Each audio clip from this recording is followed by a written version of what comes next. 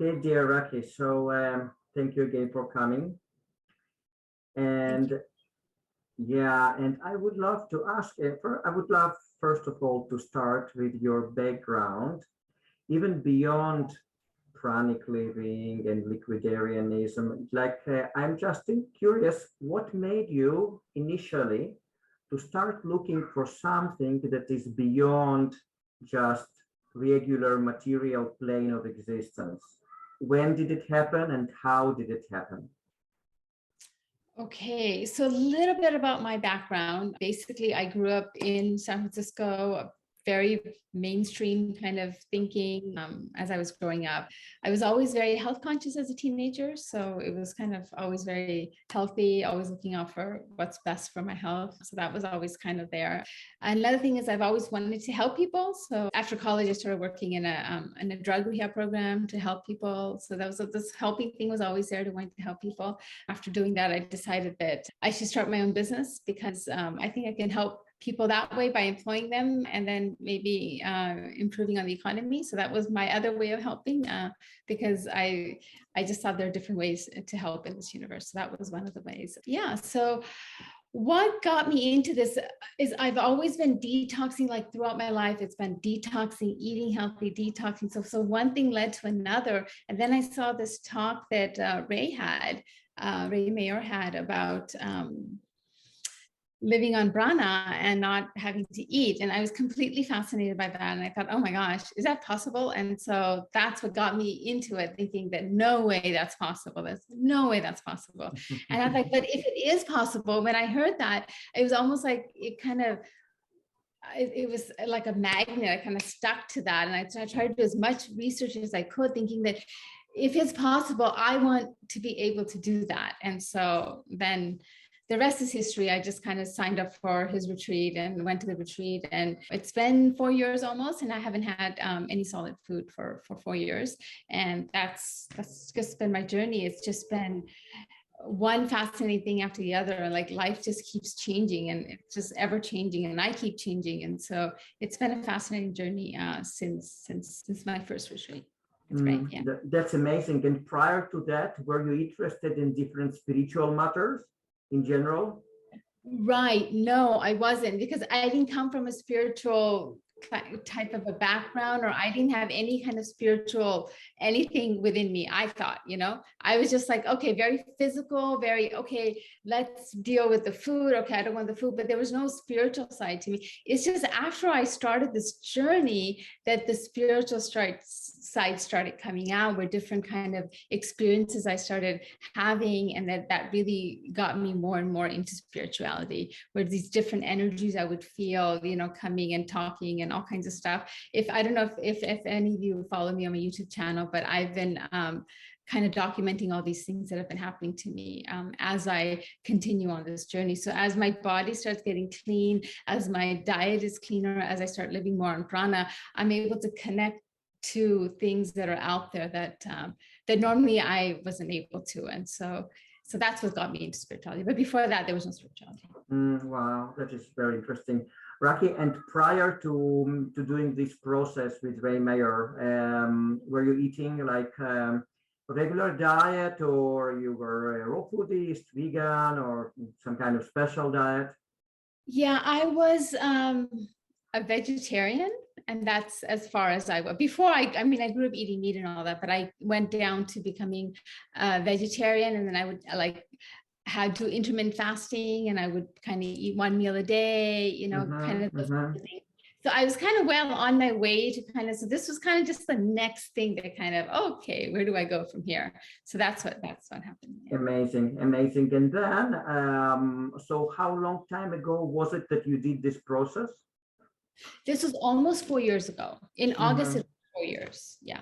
Good. So could you share a little bit, like, from your experience from the process? How did you feel, and how did everything go, and how your mind changed?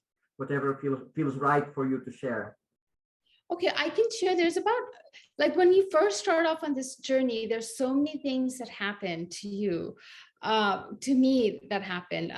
First of all, I started losing a lot of weight. So my weight just kind of dropped, and people just thought that there was something wrong with me, that I was losing so much weight. And so that started happening. My hair started falling out, clumps of it. I didn't have much hair left, and hair just started falling out.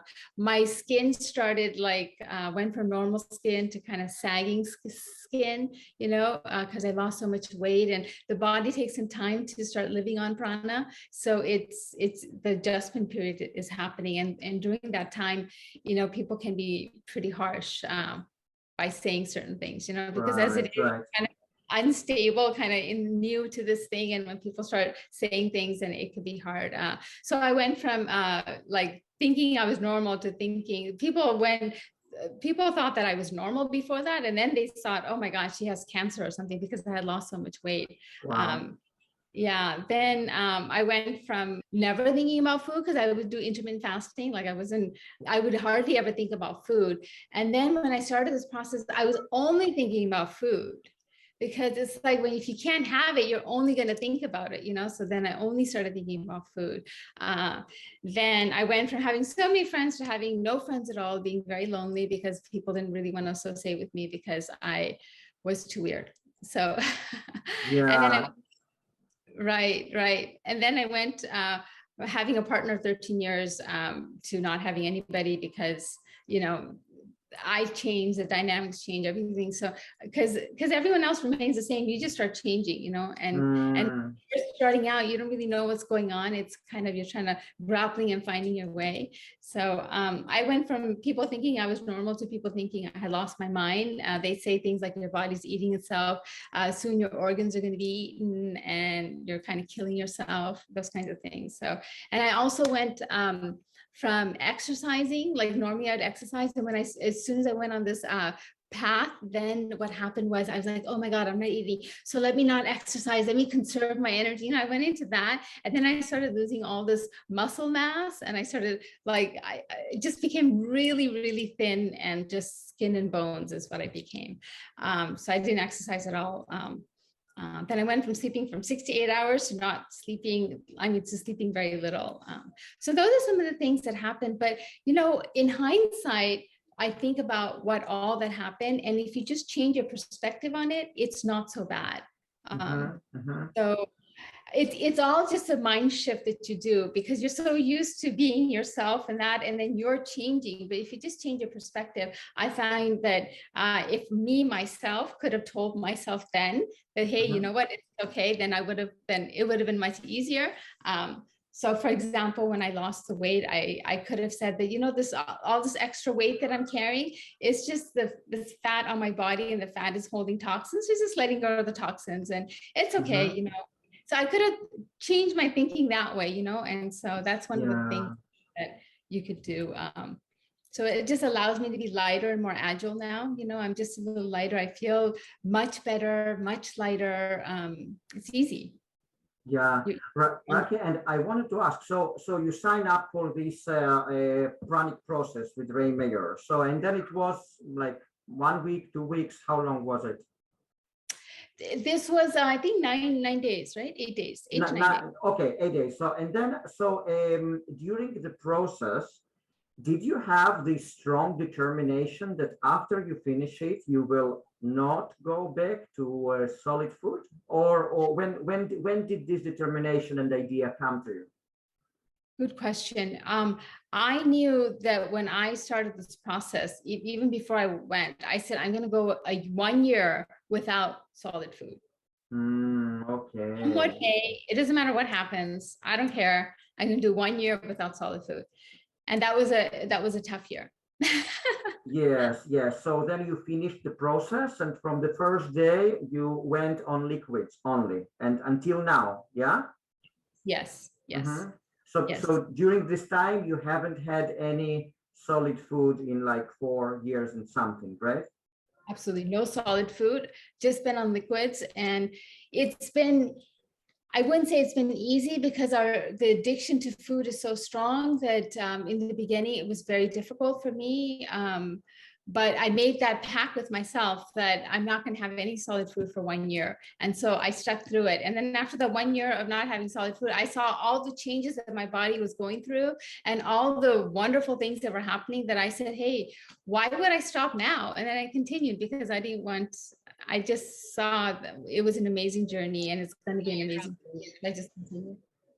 Wow. Okay. And then at some point, I think you did another process with Ray. Yeah, because I was following you a little bit on YouTube. So yeah. So what made you want to go another time for the process? I think it was 6 months afterwards or something. I said, okay, I want to kind of progress. And is there something else that I could be doing that I'm not doing, whatever, you know? So I thought, okay, maybe I'll go to another process of his. And I did. And of course, the first one, you get the most out of it. I think the second one, you know, I didn't get the same thing out of it. I was just, I think, yeah, I didn't get the same out of it. I did do the ayahuasca during that process. So that was something huge that happened to me. Then after that, I went to a 7-day dry retreat because I thought to kind of maybe get me further along on this path, let me do a 7-day dry. So there was a retreat that was held in Bali, and I did a 7-day dry that I also documented. But yeah, but ultimately it's all us. We can go here, we can go there, we can go all these places, but ultimately it's all us. We take ourselves everywhere, and the change happens all within us. So it's Yeah, absolutely. Rocky, and tell us please about, did you have any evolution in terms of liquids? So you were on liquids, but within this liquid realm, did you have any evolution in terms of the thickness of liquids, kind of liquids, quantities of liquids, etc. during all this time? Absolutely, Arik. It was beginning when I first got out. It was like, because you have the certain kind of rule, like for 6 weeks, you only have to have very light liquid. So I stuck to all the kind of guidelines and all that. But after that, then it's like, okay, I was having like thick soups, I was having thick smoothies, I was having anything that can be classified as liquid, you know, that's not a solid food. So I was having all that because it was difficult to, because my stomach wanted to feel full, you know, I wanted that feeling of fullness, and you're not going to get that if you don't get that solid thing in your stomach, right? And so you miss that. So it was sticking on liquids, but it was kind of like heavy liquids, and so that went on for a while until slowly what happened was, like, I would have lentil soups, and then I couldn't have lentil soups because it was too heavy on my body. And so I slowly started kind of giving all that up. And even before when I went on Ray's first retreat, I was actually not even a full vegan. I was actually having yogurt too, like dairy yogurt. Of course, after that, my stomach couldn't handle that any longer, and I started, you know, I gave all that up. And so it's really lightening up. And so, yeah, so it's a continuous process. It's not like, okay, you know, one mark. It's just, okay, slowly over the years, you know, you become lighter and lighter. And yeah, absolutely. And in terms of the amounts, like, did it change in the beginning and now? Absolutely. In the beginning, I would just have as much as it took to not feel hungry, you know. I would just take it. And I know in the beginning it was kind of like you had certain, I think Ray had certain restrictions that don't have more than this much and all that. I followed that until the guidelines, and then after that I was like, okay, well, you know what? The only way I'm going to be able to stay on liquids is if I just stuff myself with liquids. Otherwise, I'm not going to be able to stay. Absolutely.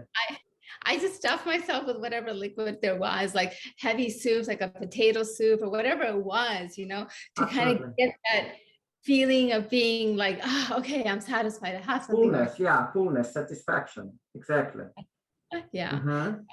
But as you stay on this journey, Arik, what happens is your body starts changing, and you no longer want such heavy liquids. Your body doesn't resonate with it. So like, I don't have soups any longer. I don't have like heavy heavy kind of like a smoothies and stuff. I can't really have that. I mean, if I force myself, I'll have it, but my stomach will feel really kind of, I wouldn't feel good about it. So your body starts changing and you just go on to lighter and lighter things. So I mainly have kind of vegan milks now, like a oat milk or nut milk or things like that. And I don't even really have juices because I feel like there's too much juice down, you know, Yes. and Yes. taking. What I'll do, I did a video on that. I'll take an apple and I'll kind of chew on it and suck the juice out and spit out the rest of the apple. So I kind of, so I'll have an apple, but I won't actually eat the apple. I'll just take the juice out and spit it out. So that's how I have my juice basically. And I think Yes. it just tastes much better that way than actually juicing it, because you lose the in the juicing process, you're losing that authentic juice that the apple gives. Right.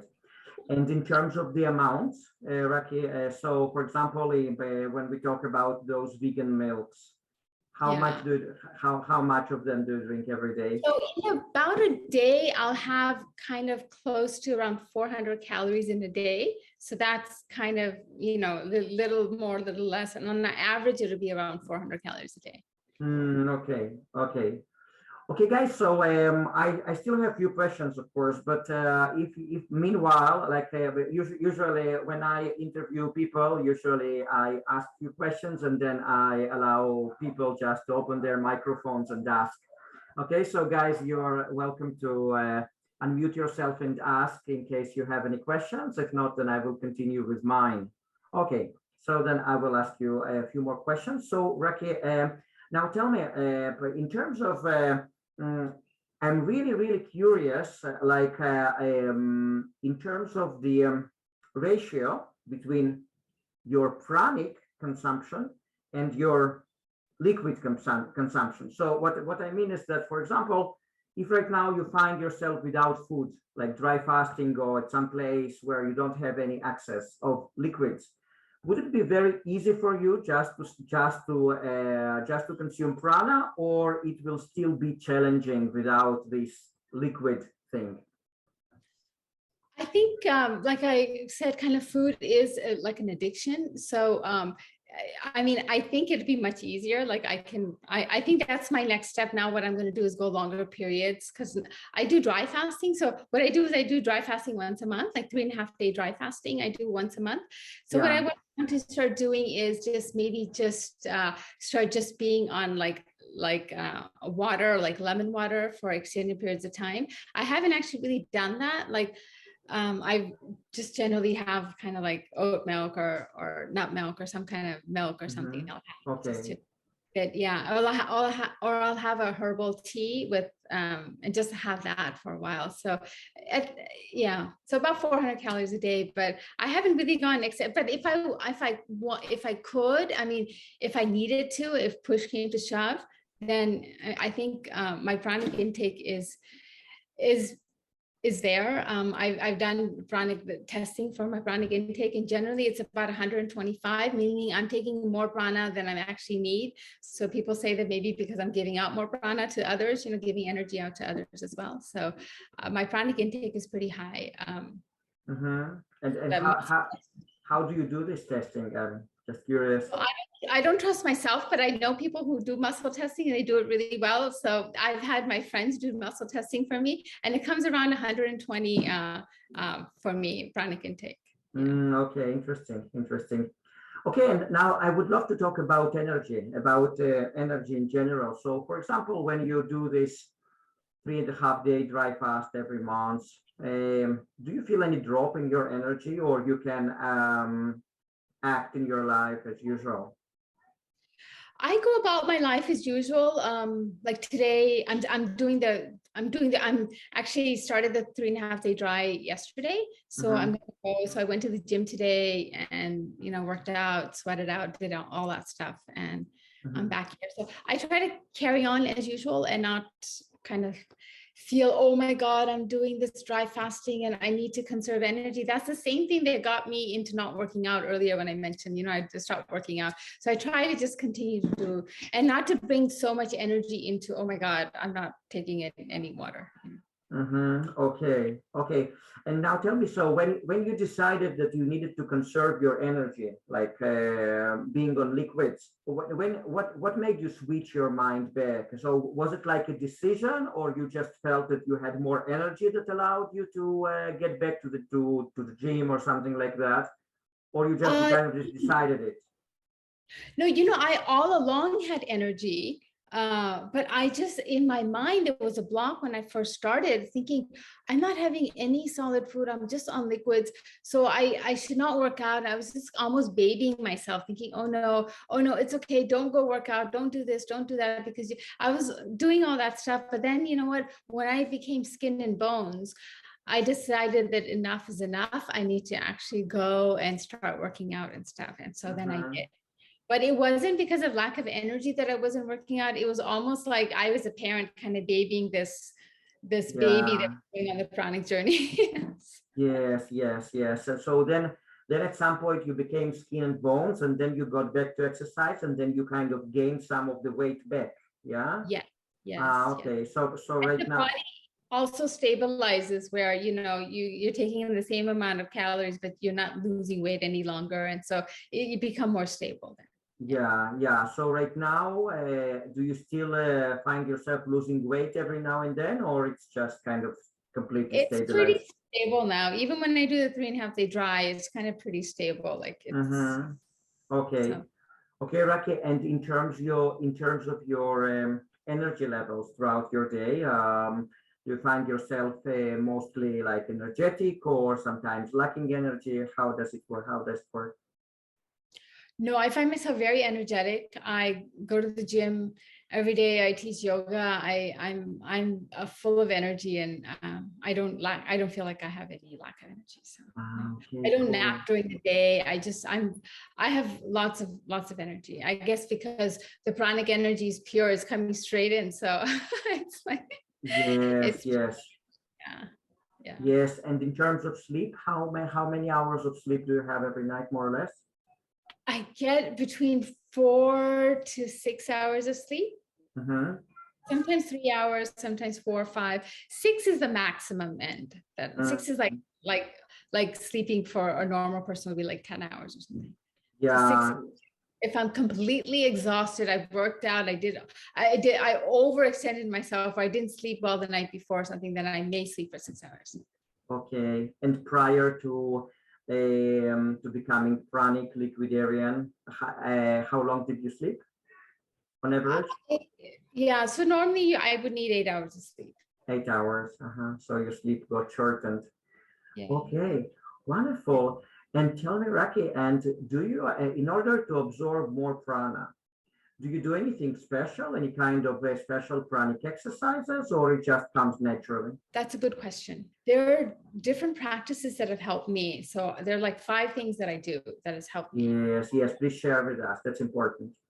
So the first one is that I do meditation every day and pranayama every day. So those are 2 things that I do every day. Mhm. Some kind of breathing, whether it's just abdomen breathing, Brahmari, whatever different kinds of breathing that resonates with me during that day that I'll do. Yes, yes. Meditation, just being with myself and just meditating, that's really important. So those 2 things.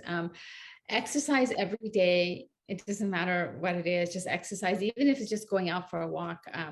But some form of exercise that I have to do every day.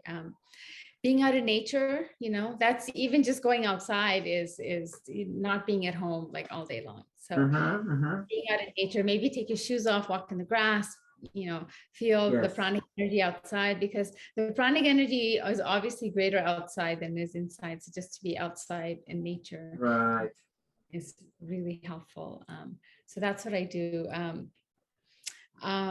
So another thing that I do is I keep my fasting. What I do is I do intermittent fasting every day, or try to do it every day. So I go, like, I won't have anything until after 12 o'clock or beyond. Sometimes these days I'm having it at 2 o'clock, I won't have anything until 2 o'clock in the afternoon or something. So I do intermittent fasting, and then once a week I do a 24-hour fast, a dry fast. And Yeah. then And then once a month, I do a 3.5 day dry fast.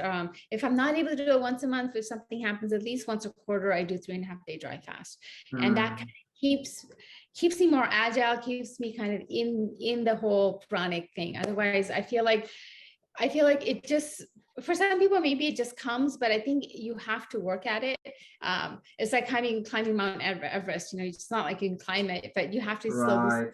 it. So this intermittent fasting and this breathing exercises and pranayamas and doing a 3.5 day drive once a month, it keeps me at it and keeps me in the game, so to speak. Okay. So basically, your liquid intake right now is up to 2 p.m. and then you don't drink anything until the next morning. That's what you mean? No, I don't have anything before 2. Before 2, I see. So at 2 o'clock you were starting, and then you can have your liquids up to what time, more or less? So maybe around, it depends, maybe 5, 6, 7, sometimes 8 o'clock.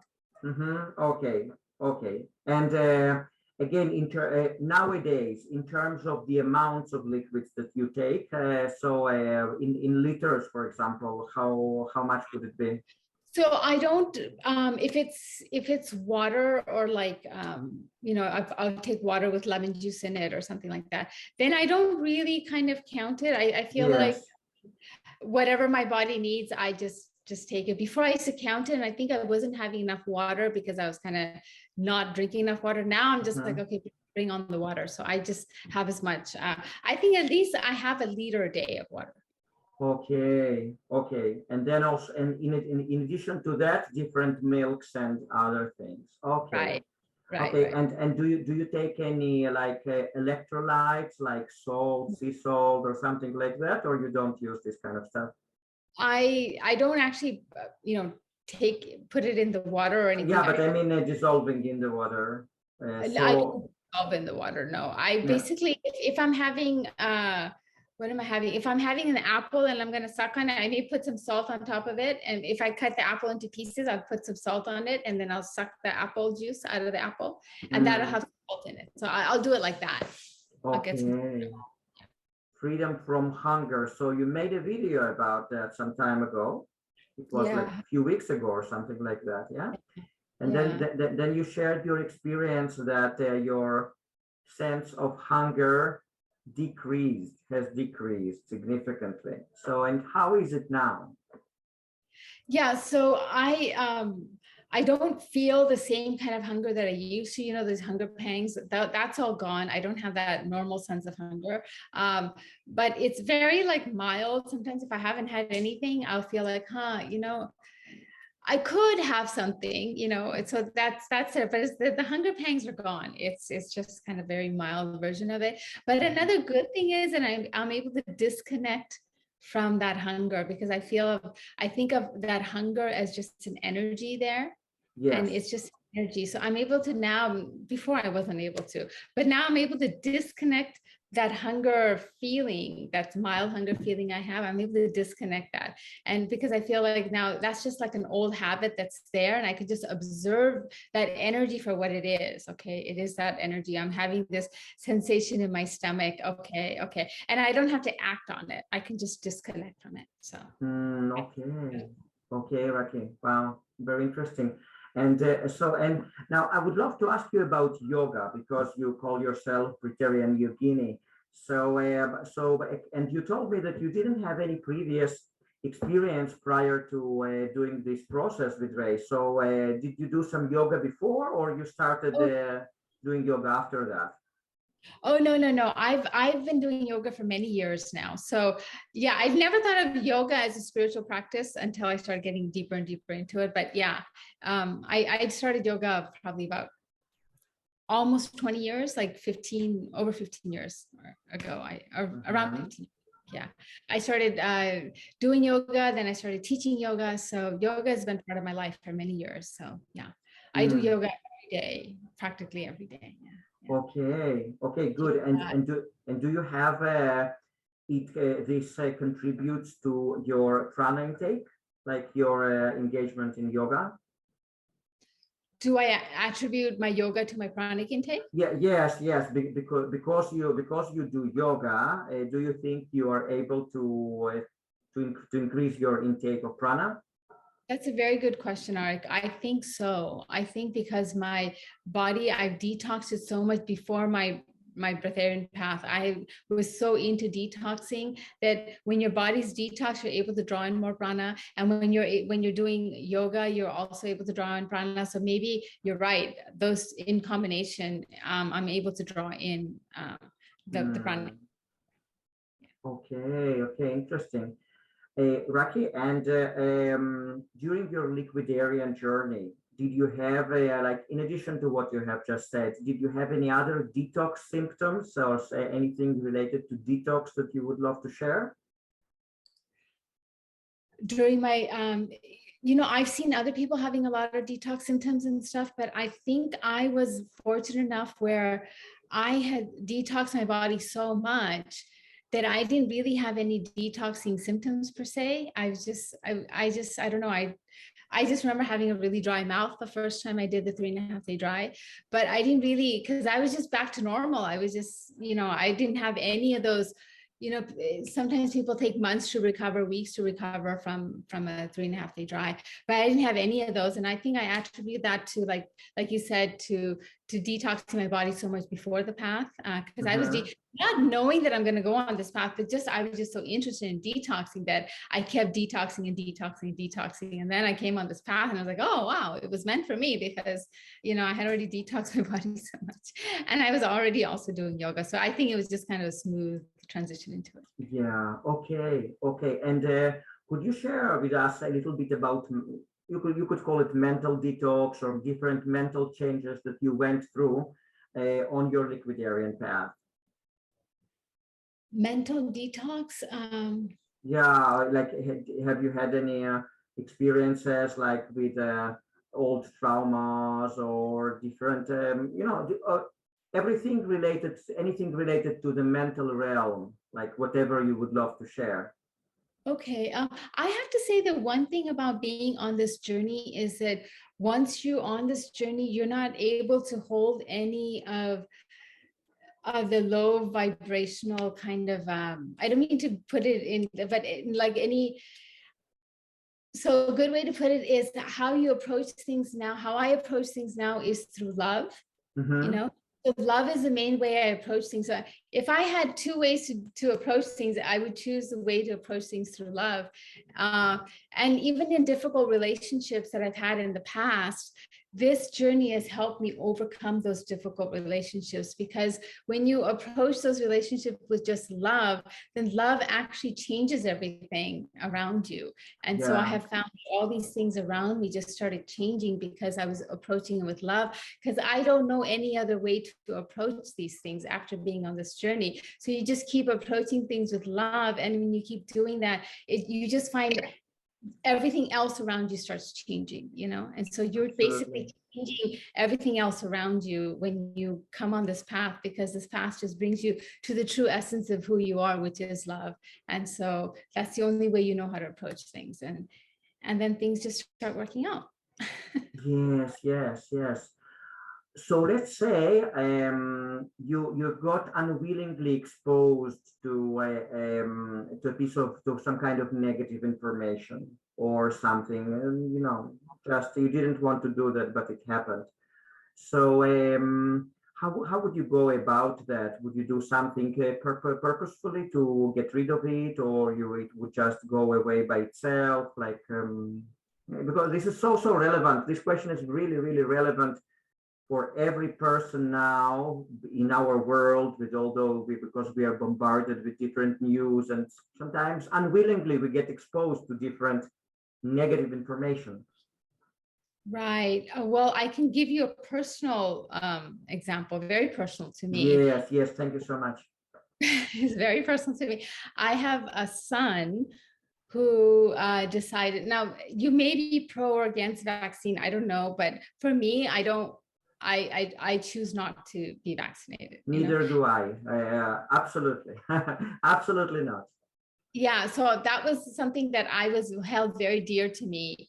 And my son, who I who I raise and just adore and love so much, he decided that he's going to go ahead and, listen to the mainstream and go ahead with Right, that. right, right. That just Yeah.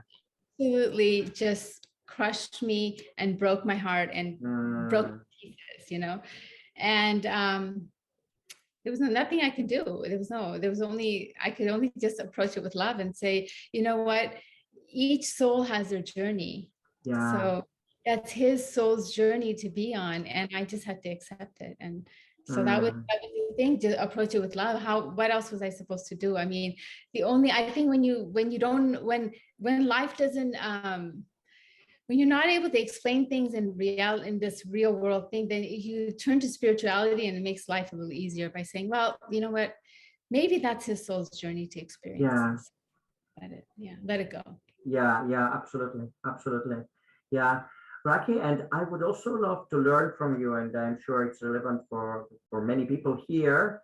You, other people for a long time considered you kind of strange, weird. So how do you deal with that internally and externally?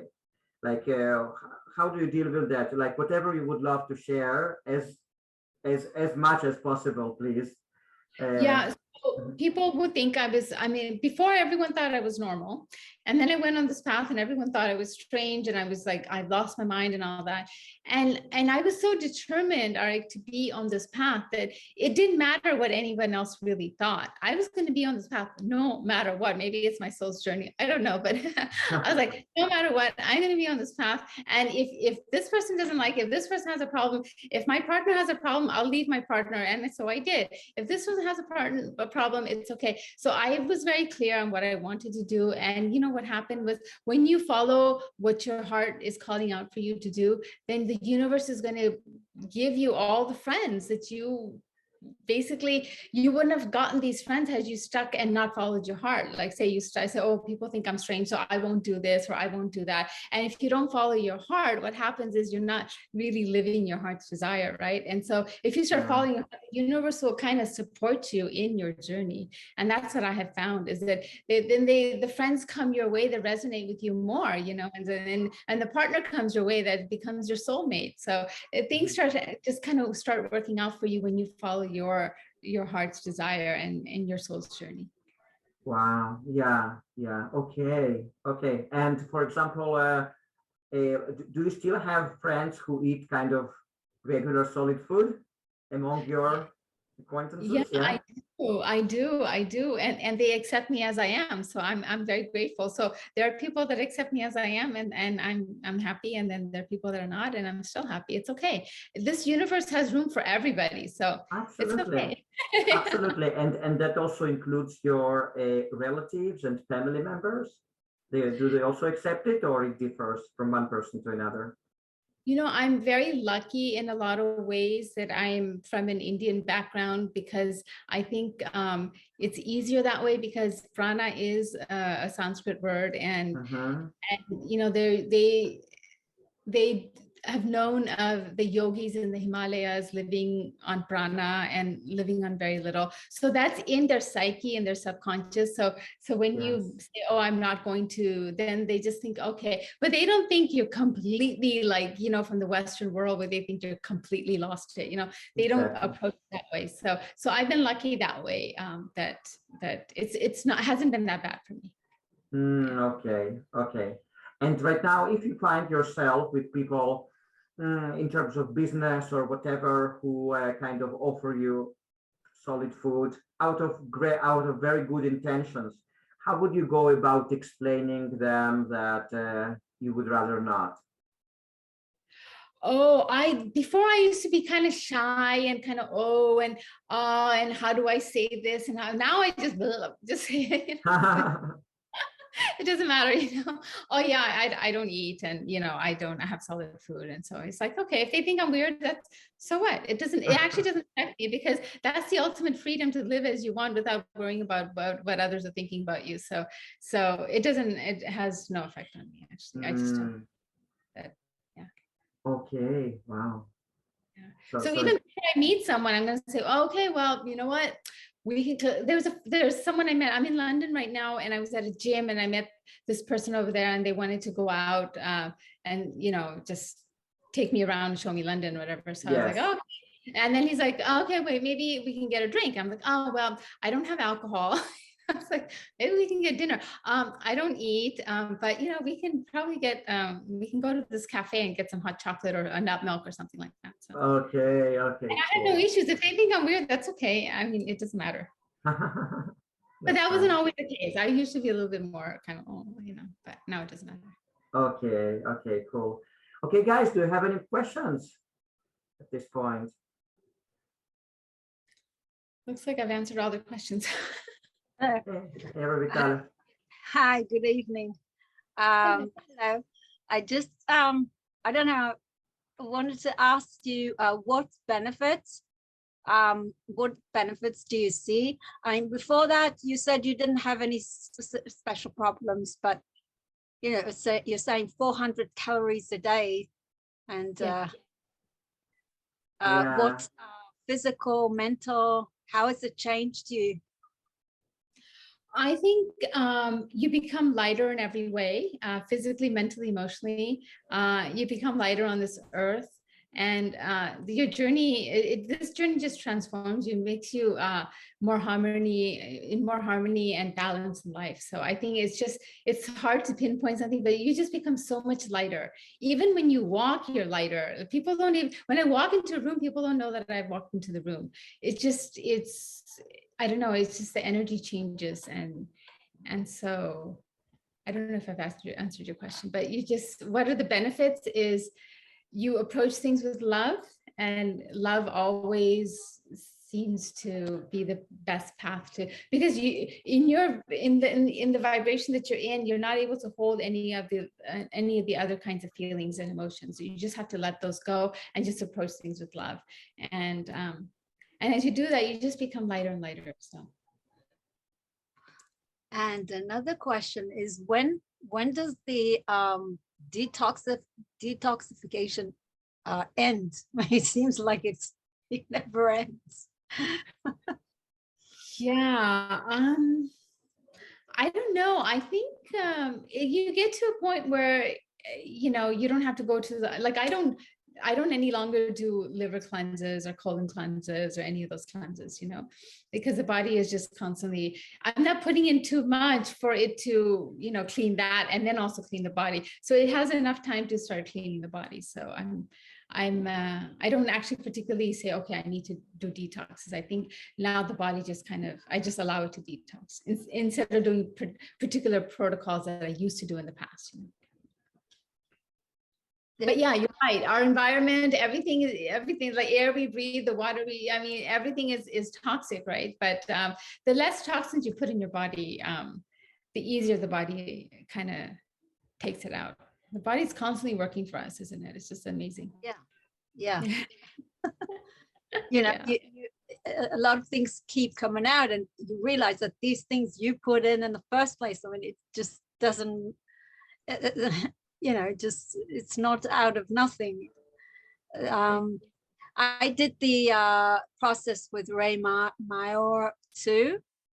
Okay. It was 2 or 3 years ago. Of course I'm much lighter, but still there's always it's mostly about, that you feel that you can handle it, but it's just about all these temptations and all these cravings, and it's hard. It's a big addiction. Yes, it is.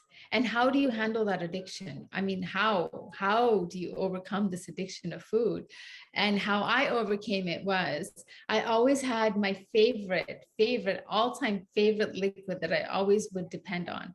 So people would go and have pizza, because pizza was my weak point, right? I love pizza, right? And so people would have this, and I was like, okay, I didn't want to be around that. I would go and I'll have my favorite liquid. I'm like, okay, I'm very happy with this liquid, So that's something that made me happy. Like, okay, if I can't have that, at least I can have this liquid here. So a substitute. So yes. yes, a substitute. So that's what I did. And if that did not work, because it doesn't always work, and you really, really, really, really, really want it, then you really, really, really want it, and you don't want to deprive yourself, because when you deprive yourself, then the child in you is going to come out with a vengeance, right? And if you really, really, really, really want it, then I used to just allow myself to have it. So I did a video on where I had the pizza and then I spat it out, So I got the enjoyment of having the pizza in my mouth, the flavor and all that. And the stomach didn't have to deal with the pizza because I never swallowed it. And I got to stay on the path. So all three of me was happy. Win-win situation. Win-win situation, yeah. So those are things that actually putting in your mouth and spitting it out, that is one of the things that helped me stay on this path, because I don't think if I was not able to do that, I would be able to stay on this path, because the cravings are just too strong. The addiction is just too strong to say, no, I'm not going to have it, But the good thing is, after a while and you keep on this path, then you don't resonate with those foods, and then you don't want it any longer. So, as you continue on this path, you don't resonate with that. It gets weaker. These cravings are getting weaker and weaker, and the need for solid. I mean, it's not as bad as it used to be, and all these cravings for salt and spicy food and all these strong tastes, you don't need it anymore. You get lighter, and you still have it, but less. It's right. It's a long journey. Yes. It becomes lighter and lighter and lighter. And then it just slowly, then it goes away after a while. Then it's like, okay, I don't resonate with that. And then you don't want it. And it doesn't happen overnight, but it could be a slow process as well. So it's all part of the journey. Yeah. And so what I say is that, I have that craving. Why don't I enjoy it? Because, I have found that I've had these cravings and then I no longer have them. So it's like, oh my, for the rest of my life, I'm not going to want that. So now that I want something, why don't I enjoy it? Because I'm not going to want it any longer. So I kind of take that like, okay, let's go and enjoy that, whatever that may be.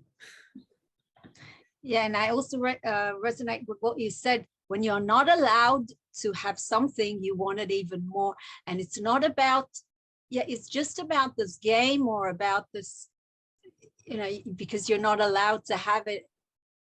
Also, before that, I didn't think about food, and now all of a sudden you're very well, it's also getting less and less. But right after the process, all of a sudden I was losing weight because I was in control, but I was thinking about food all the time. So it was crazy. It's just crazy, yeah. It's crazy. You go like constantly. I used to remember my first year, I was like, I would look at every restaurant, everyone. I was like, what kind of food would they serve at that restaurant? What about that? Oh, what do I look at menus? And then I do food porn. Like I'd go on my phone and I'll look at different pictures of food. Oh my God, that looks so good. Because you're not allowed to, because you're not, everybody's allowed to, and you're not allowed to. It's because you're not allowed yourself. Yeah, and then you just feel kind of left out, and you feel like there's all these things that happen. It's not a easy easy path. You just have to kind of, but once you stick to it, then it becomes easy. But I think it's that first year, that hump that you go over. But yeah, you just have to keep sticking and not give up. Yeah, it's. And practicing those things, those 5 things, in terms of the pranayama, the meditation, the different fastings, the intermittent fasting, the 3.5-day dry fast, and the once a week dry. If you keep doing those things, your body it has no choice but to keep changing. And so that's just kind of a workout to be on the breatharian path, like a workout for a tennis player to keep practicing tennis. That's our workout, So do you think, what is the next step? What is the next level for you? I don't know. I eventually I'd like if I can just sustain myself on water. Of course, I mean, so that's what I would like. Yeah, I'm getting closer and closer to that. So let's see. Well, good luck. So much. Thank you. I appreciate it. Yeah. Raki, so I'm just curious. You mentioned that you had favorite drink that you substituted for food. So what's your favorite drink? It would be one of those really thick smoothies, you know, with like dates in it and like coconut and like it would be one of those really creamy, thick Mm, smoothies. It would be one of those like, oh, this feels so good. nice, nice, nice. Right, and I also wanted to ask you, like some of the people who are on their vegetarian journey, they don't really like the term fasting, because they kind of think those are so. What's your take on that? Like because you mentioned yourself that you do intermittent fasting and fasting. So what do you think about that? What's your Yeah, take on I that? think a good question. I think what happens is that when we say fast, we're coming out of a sense of lack. Like, Mm-hmm. oh my God, we cannot have this. So when we come out of a sense of lack, it's like you wanted more. So I used to call it feasting, like air feasting. Like we're taking Ah. air, we're just feasting on the air. Mm. or if you're doing water, so you're just feasting on the water, you know. So I used to call it air feasting because it helped me mentally. But now it's like it doesn't make a difference. So I just go back to fasting because people understand that better. But Yeah, absolutely. yeah, I used to call it air feasting because I'm like, if you go in the morning, go outside in the morning, the air is different. So let's feast on the morning crisp air. You know, if you go out in Yeah. the afternoon, the air is different, and the evening, the air is different. So the air is different throughout the day, and so you're just kind of feasting on the different kinds of air out there. Mm, okay. Wow. Wonderful. Wonderful. Okay. Raki, now another question. When you say meditation, lots of people understand many different things like behind this term meditation. Now, what is meditation for you? Well, meditation is basically quieting the mind, whatever, however you want to use it. You can use your breath, you can use different sounds, you can use body sensations, but basically quieting the mind to allow, because if our minds are very active, then you're not allowing your higher self to talk to you, or some people Mm-hmm. say spirit guides to talk to you, or your higher self, whatever you believe in. You're not Yes. allowing that higher kind of energy to kind of come in and kind of guide you and be there with you. So Yeah. I think to clear your mind, whatever it is, to clear your mind, and maybe to go more into a theta brainwave pattern. So when you kind of clear your mind, you go into theta brainwave pattern, and that's where all the magic happens. You know, that's where you can do the visualizations, that visualizations of abundance, where abundance will come into your life. All these different visualizations you can do when you go into the theta brainwave pattern. So when I talk about doing meditation, is to get into a theta brainwave pattern, and that's Mm, where the magic happens. So yeah. okay. Okay. And And another meditation I do also is that I just kind of came up with it, is that when I breathe, I breathe in all the pranic energy through my skin. So I'm just thinking of myself as a sponge. And then when mhm. I breathe in, I'm breathing in all the vitamins, minerals, all the nutrition that my body needs. And then when I breathe out, I'm basically sending it to all different parts of my body. So I send it to the 7 chakras that I have, and then that we all have, and then to kind of concentrate on those chakras. Yeah, yeah, yeah. It just made me think of Jas Muhim. She uses that a lot in her meditations, this kind of Yeah. visualizations. Yeah, yeah. Yeah, because Okay. pranic energy is all around us. And if we feel like we're fasting, then it's such a place of lack, but it's all around us. So when we do the meditation, it's nice to visualize that we're being nourished. Yes, absolutely, absolutely. And in terms of pranayama, what kind of pranayama exercises do you usually do? I mainly do the full yogic breathing, so Okay. abdomen, chest, clavicle, just a full yogic breathing when I need to. Yes. Then maybe just if I don't need to do, I'll just kind of maybe just do the abdomen breathing, and then I'll do some, alternate nostril breathing. I'll do Brahmari, Ujjayi breath, it's different kinds of, so I'll alternate it. So. Yeah, yeah. And so, because we towards the end of the interview, we will talk a little bit about the services that you provide, different things that you might teach people. So if anyone wants to learn pranayama, let's say, or different meditation techniques, will you be able to include it in your coaching that you provide for people? Yeah. I have a website. It's not such a great website, but it's breatharianyogini.com. And yeah, I do provide sessions, one-on-one sessions if if you need help with anything. So I do provide that. Yeah. Yeah. Okay, guys. So we're going to wrap it up soon. But guys, do you have any more questions? You have it. You have your last chance now to ask your questions if you have any. Yes, hi, Eric. It's Laura. I'm Hey, sorry, Laura. Hey, Laura from Canada. Laura. I'm not working today, so you can't see me. But thank you very much for this beautiful presentation. I really enjoyed listening to you, and it's a little bit different from what I've heard from other breatharians. So it's nice to know that there's flexibility and different options. I'm just wondering, oh, by the way, you have beautiful white teeth. Oh, thank you. It all happens on this path, actually. I didn't do anything to make it white. I used to have yellow teeth, and on this path, they just became white. And no cavities or anything like that? I'm sorry?